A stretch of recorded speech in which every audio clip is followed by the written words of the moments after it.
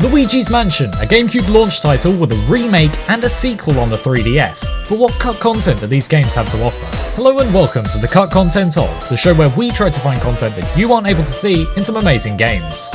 Today we're looking into the stuff that you don't see in the GameCube classic Luigi's Mansion and the 3DS sequel Luigi's Mansion Dark Moon. Luigi's Mansion was first shown off at Space World 2000 during Nintendo's GameCube sizzle reel. All that was shown was a pre-rendered FMV, but it showed a very different game to the one that we finally got.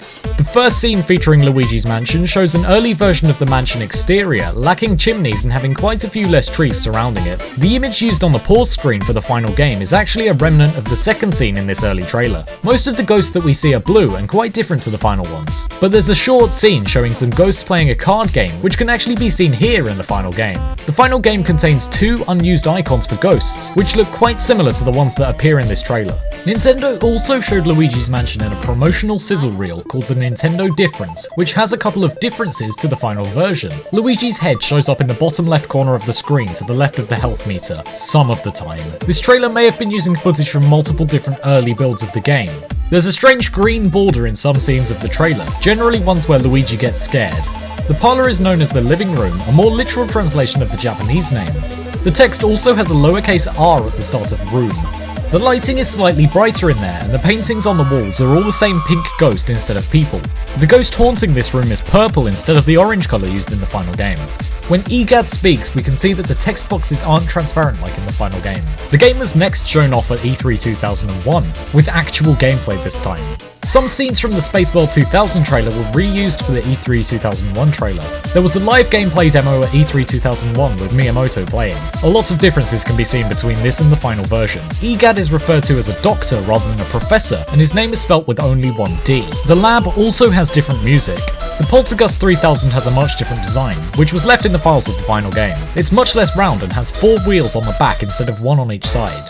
It also lacks the handle on the back and the tube comes out of the top. When talking to EGAD in this demo, he only gives you 2 options as the gallery wasn't in this version. Luigi's movement uses both analog sticks by default in this version, but is only an optional control scheme in the final game. There are blue vases around the mansion, which don't appear in the final game but have been left in the files. When Luigi opens the door to the mansion, he doesn't use a flashlight like in the final game. When he does have a flashlight, however, Luigi holds it with 2 hands instead of just 1.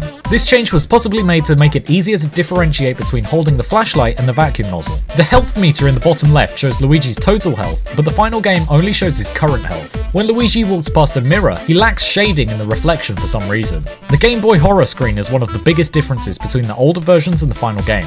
It has a timer which starts at midnight and ticks up by a minute every 6 seconds. After 9 minutes, when the timer reaches 1:30 AM, EGAD will pop up to say that the demo is finished. The coin counter was not part of the Game Boy horror at this stage, but just part of the HUD. This spinning coin can still be found out of bounds in every single map in the final game. The HUD also has a heat meter, which counted from 1 to 10. It would cause the Poltergust to set on fire if it hit 10. The timer functions have been left in the game files and can be accessed with these action replay codes. A trailer was released at some point after E3 with a couple of differences. The Game Boy horror is below the screen for some reason, possibly to not get in the way of the ESRB rating. The heat meter is still here, but is now grey with much less functionality. The final game released in late 2001 and early 2002, along with the GameCube itself. Some unused graphics have been left in the files, including an icon for Daisy, who isn't actually in the game. It's called TEST.BTI, and was probably a test for the posters on the walls. It's a cropped version of this character image from the N64 game Mario Tennis. There's a weird hand called Hand1.BTI in the Japanese version's files. 2 cut Game Boy horror camera icons exist for a boo and a key. Some unused dialogue icons exist, with one for a green toad, one for Bowser, one for the gold ghost, and one for Mario, which for some reason goes unused when he's trapped in the painting.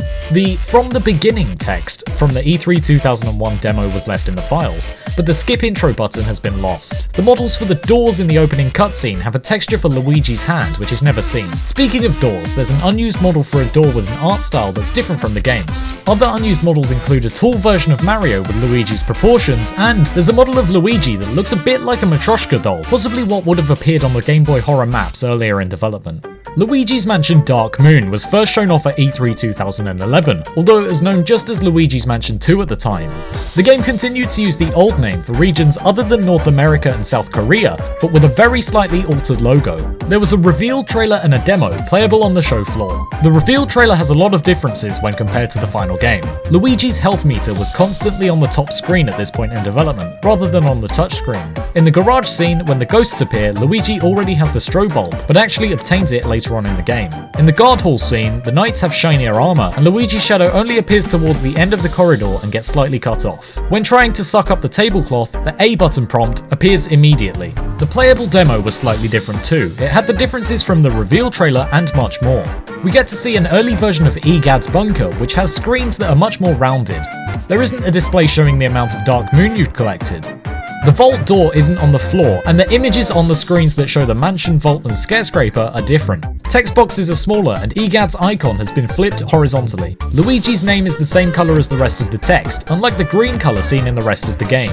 Luigi's pixelator animation is more like a T-pose instead of him cowering in fear. Instead of the green vortex animation when loading levels, a loading screen with a window is used instead. No key is needed to enter the mansion in this version. The coat room door is barricaded differently and the paintings above it are very slightly differently arranged. The display of the jewel screen is slightly different in this version, and you don't have to tap the screen to answer EGAD's calls. When completing the level in this demo, the results screen is very different to the final game. At E3 2012, a new trailer was shown featuring footage of more parts of the game. It shows that Gloomy Manor was originally called Ghostly Manor, and that the snowman in front of Secret Mine would have had a yellow scarf and not a blue one. The first promotional artwork for the game was revealed at E3 2011, but an updated version was released in 2013, with a depth of field effect and with textures that appeared to be much more detailed and less smooth. The final game had different box art early on, with a darker background and missing the boo from the final version.